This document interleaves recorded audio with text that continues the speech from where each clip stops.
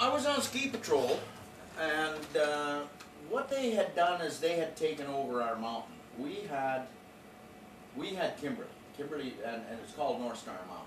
And this mountain, back when my dad was younger, they had gone in, the CMNS in a few years, had gone in, and around the war, they had put in an old donkey engine, and they had put a rope tow.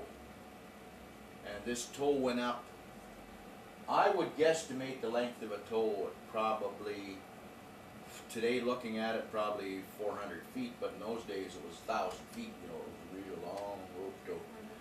And then, so what we did is we went up and we started to play with this. We didn't know how to run this donkey engine. There was no rope up there or anything. We didn't even know really what it is. But us kids started playing around, and we got some tools, and we moved some tools up there. And we used to pat the side of the hill, you know, go up the hill sideways on our skis. And then we used to pat our way up, and then we'd ski down. And this was quite a thrill for us kids. And so Dad found out about this, and he said, well, he said, there's an old donkey engine up there. And I said, yeah, I said, we got this old motor up there, we got it running. He says, you gotta be joking.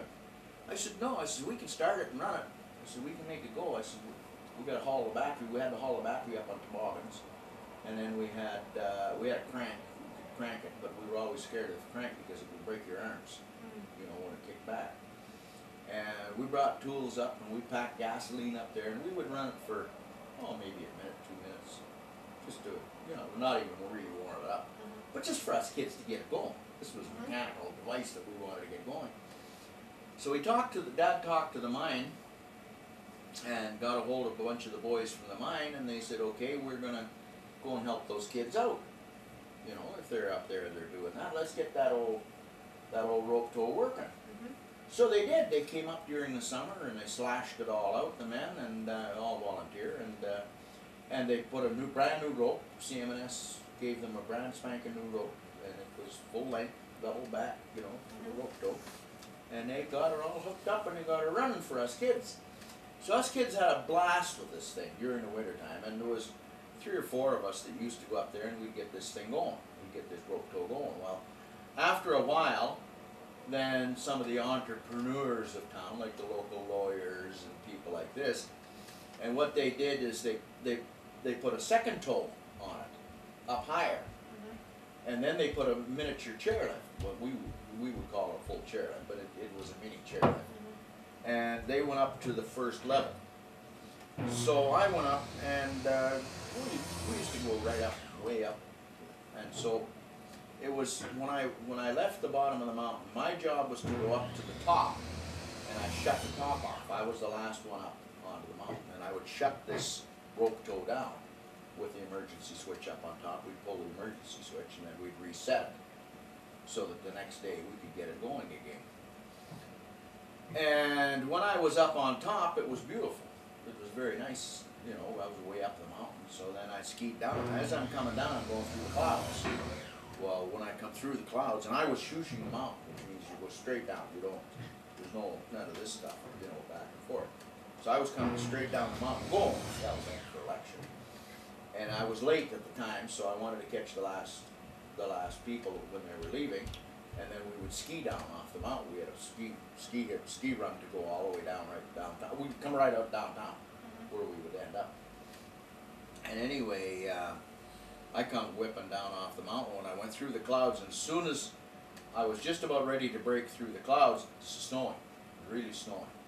And I couldn't see a thing. I didn't have any goggles. We didn't use goggles in those days, and you just skiing, and you're kind of like this here, you know, away you go.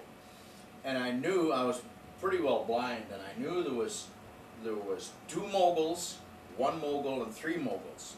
I thought, I'll take 3 moguls, 2 moguls, and 1 mogul.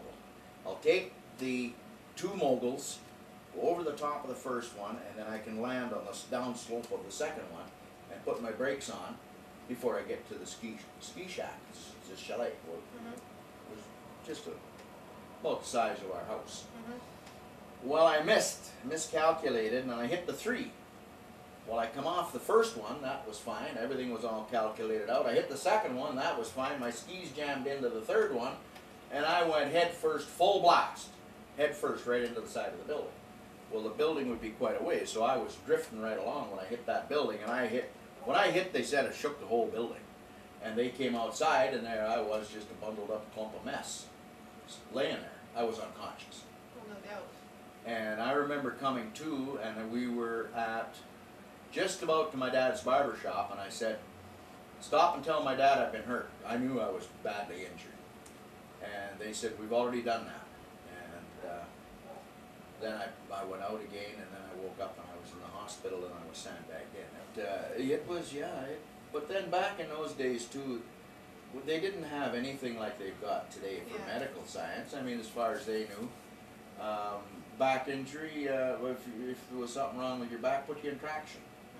You know, stretch it apart. They didn't even dare even touch me. It was just incredible. The doctor was just terrified, Dr. Adler, I remember. And he didn't think I'd ever walk again. As a matter of fact, he told me a couple of times, and he told Mom and Dad, he says, he'll never walk again. And look at me today. Construction worker walking on high steel.